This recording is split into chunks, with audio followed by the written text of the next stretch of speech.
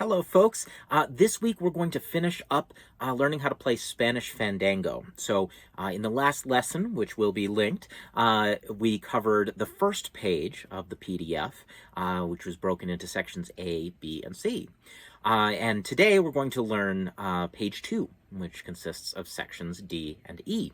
I'm going to start off by playing through the first page just to kind of see where we're at, set the stage, and get a sense of what we've already accomplished, and then we'll move on to the new stuff. All right, so I am tuned to my alternate tuning. I've tuned my A string down to a G. So if I'm playing from the G string, from our normal G string, the fourth string, we've got G, C, A, G. It's kind of like, my dog has my... 1, 2, 3.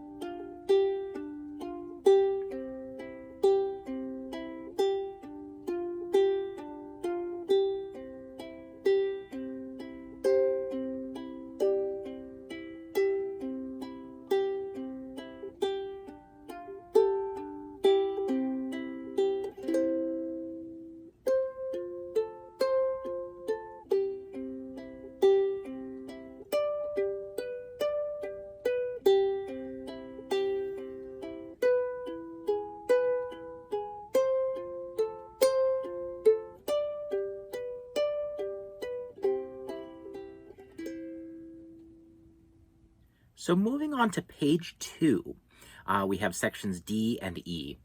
In section D, we're going to introduce a new move and kind of right away combine it with other moves that we've already learned. So before we look at the section as a whole, let's take a look at that new move. It's very similar to what we've been doing before, but now we're going to be playing groups of notes instead of just a single note at a time.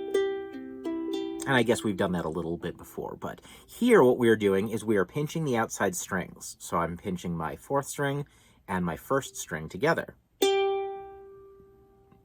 And the way that I'm fingering this, I'm using my thumb for the fourth string and my ring finger for the first string. I might call this my A string, even though we have it tuned to a G, just because that's what it is normally referred to. So if I say the A string, just remember that is tuned down to a G. So my thumb is on the G string, and my ring finger is on the A string, and I pluck those outside strings. And then what I'm going to do is I'm going to use my index finger and middle finger to pluck those inside strings, the C string and the E string. And I've got my index finger on the C and my middle finger on the E.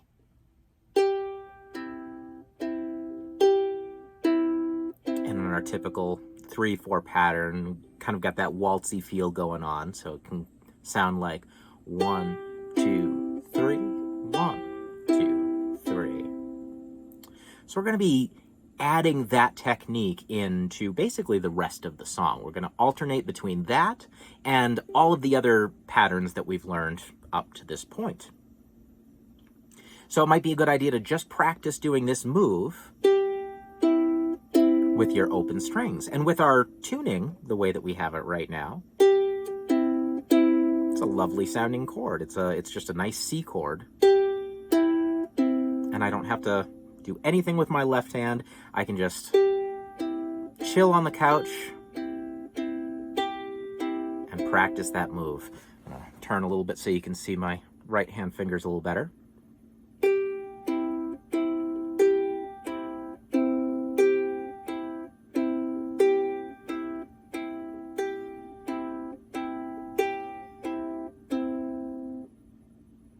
So once you've spent some time playing around with that and getting comfortable with that, we'll start adding it in to the song. We'll look at the first two measures of section D, that's measures 49 and 50. And we're starting with the similar pattern that we started the song off, right? The theme that we're playing around with, that little melody bit that we're just kind of creating variations for, is going from the 9th fret of your A to the 7th to the 5th and open, right? So now we're going to play that melody with this new picking technique. Okay, so I'm on the 9th fret here. So I did that. I'm on the 9th fret of the A string. I pinch the outside strings and then play the inside strings. And then I do the same thing on the 7th fret. Okay. Now, as I mentioned, things start getting mixed up right away here. So after those first two measures of section D, we immediately revert to one of the patterns that we've learned before. So here I'm barring the 5th fret of all of my strings, and I'm pinching the outside strings, and then playing the inside strings from low to high, the C and then the E. And then in the 4th measure, measure 52, I just go right back to that new pattern that we've learned, right? I'm going to play those 4 measures together.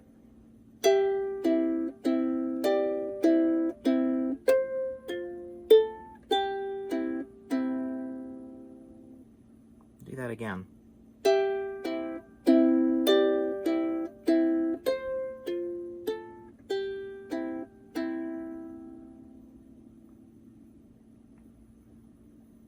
I'm going to continue along that line of thinking as we keep moving. After I play that pattern with the open strings, I'm going to play the 1st fret of the E string, 2nd fret of the C string, like we've seen before. We've seen this shape before in this song, but now we're going to be pinching the outside strings and playing the inside strings like so. So that's measure 53. Measure 54, we do this. We've done this before, where we add the 2nd fret of the A string. And we're still using that new plucking technique. And then we've got 2 measures of open. Okay.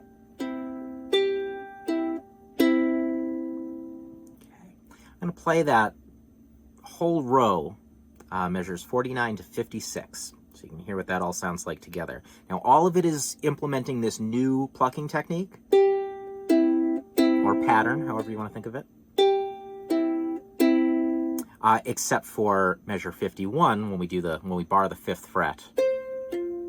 That is the only odd measure out in this row. All right, so here's 49 through 56 of section D. 1, 2, 3.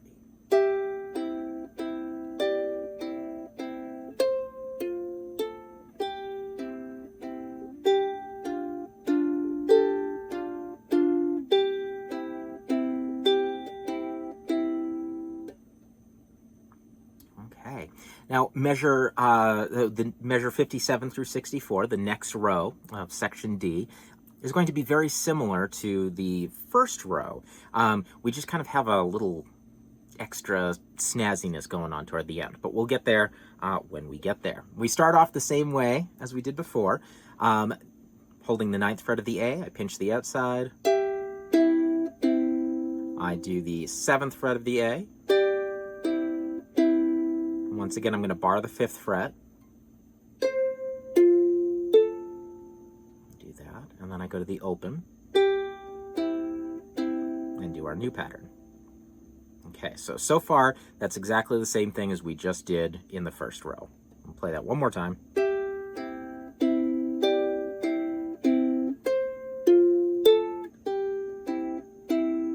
Okay, measure 61, this shape.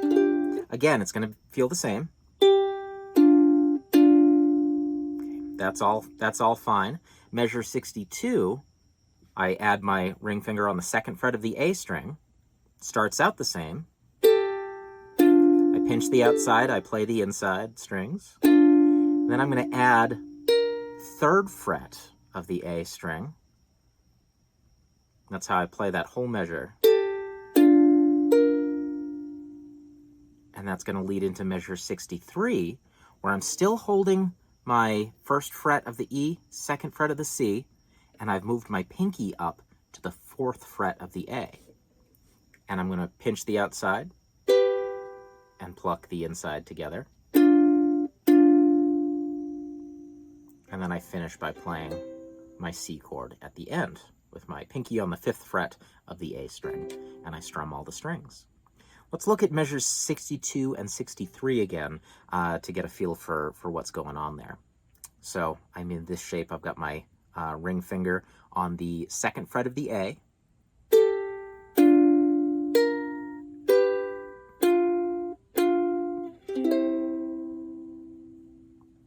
Bent myself out of tune there.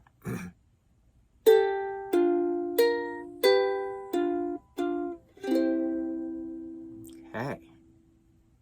So it's got a really neat sound. It's going to be a little tricky to get your pinky moving and sliding up there and holding this position in particular might be a little challenging, but it's going to be totally worth it because it's going to sound really, really cool, and it will exercise your pinky so that you can do more cool stuff like this in the future.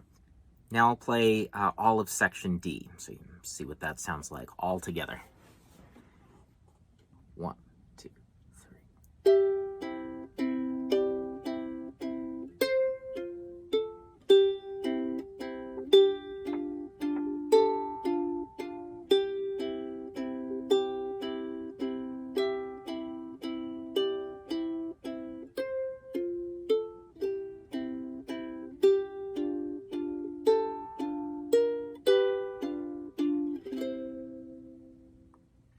Also notice when I play that measure 62 to 63, I'm leaving my index finger and middle finger right where they are. I don't want to lift up as I'm moving from second fret to third fret to fourth fret, because then I'm just going to have to resituate my fingers, right? So if I can leave them right here that whole time, I don't have to do any extra work, basically.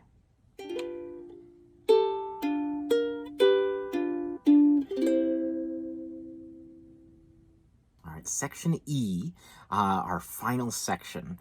Here we really start mixing up the outside and little pair of notes inside with the arpeggio kind of feel.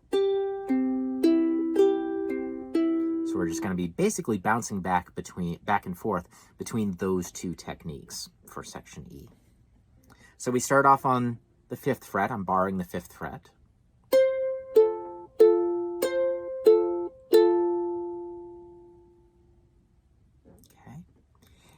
And then I go to my open strings, and here I'm doing the arpeggio feel, where I'm playing the outside strings and the inside strings one at a time. So again, that's...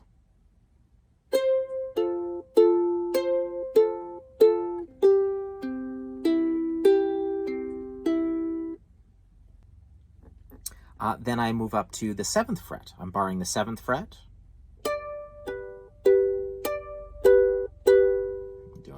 Waltzy chords there. And then I go back to open, and I'm doing the arpeggio again.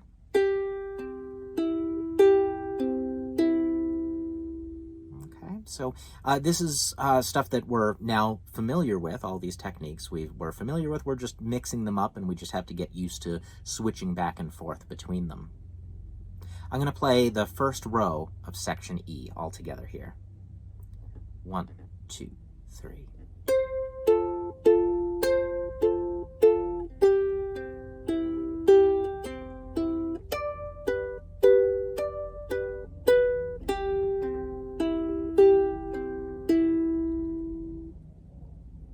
I was moving my finger down here because the next place that I need to go is the 4th fret. And here I'm doing the arpeggio feel, so I pluck the outside strings and then the inside strings each individually.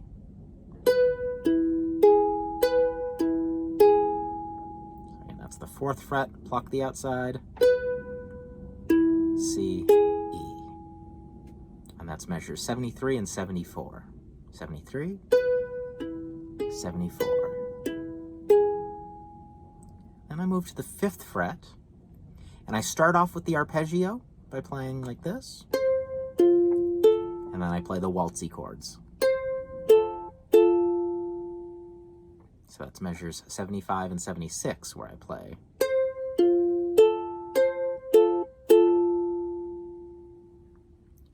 And I move to measure 7. Sorry, that's fret 7. Measure 77 and 78, where I'm playing the waltzy chords while barring the 7th fret of all of my strings.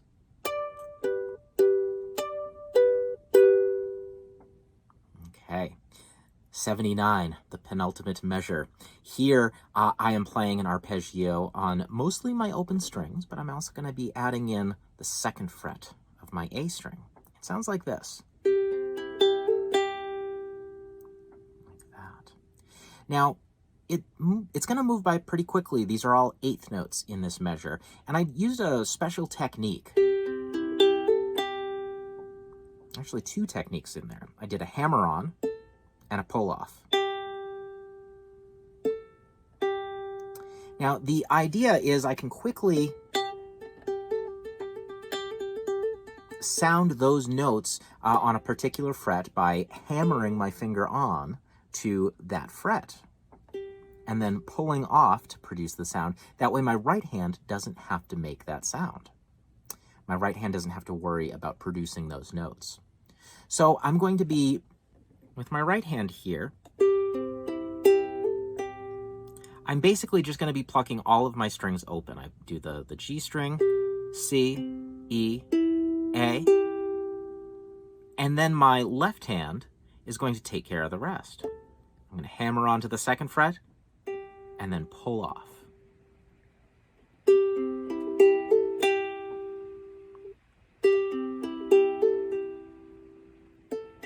Now, hammering on and pulling off can be a tricky technique. When I'm hammering on, I need to use a lot of force coming down right on that fret, and I need to be like positioned so that I'm not getting any weird buzzes. You know, I have to be fretting it nicely and firmly and holding long enough for it to hold out that note.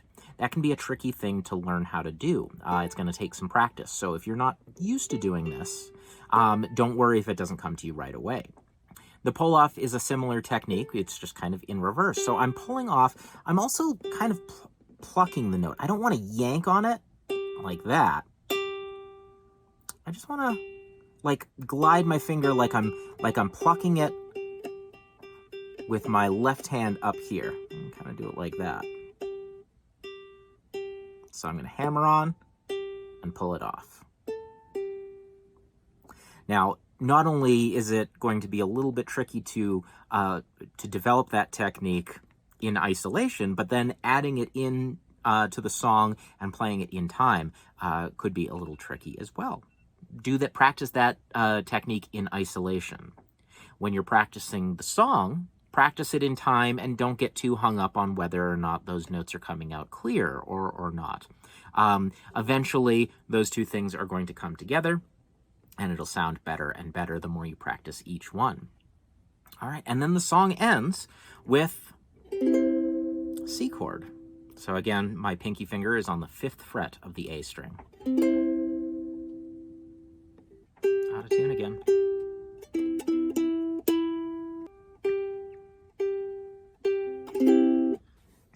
Now I will play all of section E. 1, 2, 3.